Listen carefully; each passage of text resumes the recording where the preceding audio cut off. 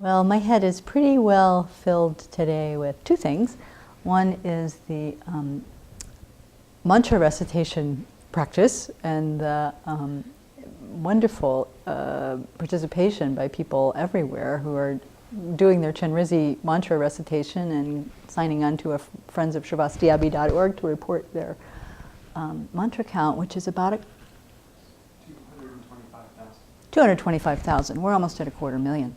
So that is quite exciting, and so that's in my head. And then I'm also planning ahead a little bit to leave on Sunday to join Venerable Children in Indonesia for a part of her trip, and then to go on to Singapore. So the thing that really is most on my mind is how Venerable Children reaches, how her teachings reach so many people around the world. This invitation for her to come to Indonesia came about following their request to translate two of her books into the Indonesian language, Bahasa. And so kind of celebrating the release of those books, they asked if she would come and give some talks on it. So she is. She agreed. It happened that their request happened to coincide with her time in Singapore, and Indonesia is just a few hours flight from there. So it's an interesting place to go. It's of course principally a Muslim country, but there's a big Buddhist population there as well, and we'll find out a lot more about it. One of the things they also invited her to do, which is very exciting, is that she will give a retreat on the last weekend that she's there, and I will join her for that retreat.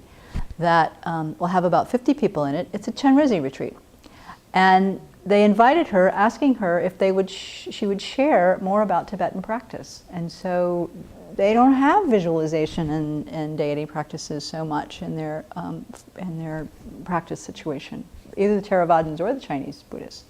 So we'll be introducing Chenrizzi to them. And one of the organizers wrote and said, can you tell me, people are not used to what this kind of retreat might be. What will they be doing in the sessions? He said, well, they'll hear some teachings, we'll do some mantra recitation and visualization, will lead the practice, and there'll also be time for silent meditation, but it will be quite new for them. So there will be about 50 people, as I said. 27 of them are bhikshunis. So 27 nuns in this retreat. I asked Venerable Children, had she ever led a retreat with 27 nuns? And the closest thing she could come to it was the Life as a Western Buddhist Nun conference that was held in Bodhgaya in 1996 or so. But that she wasn't teaching and leading. So this will be a wonderful experience for her, and I'm quite tickled too to be able to be in this environment with 27 bhikshunis. I was a little bit intimidated at first because I thought, well, I can't lead meditation for these people.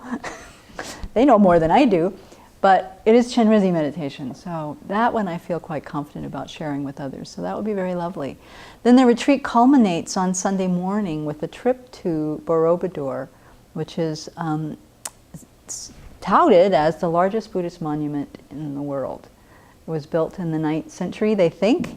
It's a huge kind of mountaintop sculpture with stupas, and as you ascend up, they say you go up through the 3 realms of existence. So there's sculptures all along the walls as you go, or relief along the walls as you go up, showing the desire realm, the form realm, and the formless realm until you reach the higher levels of awakening at the temple. So we'll be there at like 5 or 6 in the morning, and we'll do some sunrise viewing there, and the idea is that Venerable Children will lead walking meditation or something. But we'll be able to meditate together as the end of this retreat, and then she'll give a Dharma talk, and that will be the end of that. So as an experience of Western Dharma, Tibetan Dharma, Chinese Dharma, Theravadan Dharma, Indonesian Dharma, all coming together in this moment, in this beautiful monument that was abandoned as of about the 11th century and only rediscovered in the late 19th century, or in the late 18th century, I guess. And then restored in the late 20th century to be a monument for the world. So it'll be a nice confluence of Buddhist influences, and through that, of course, may we be able to, do more toward helping to create peace in our chaotic world.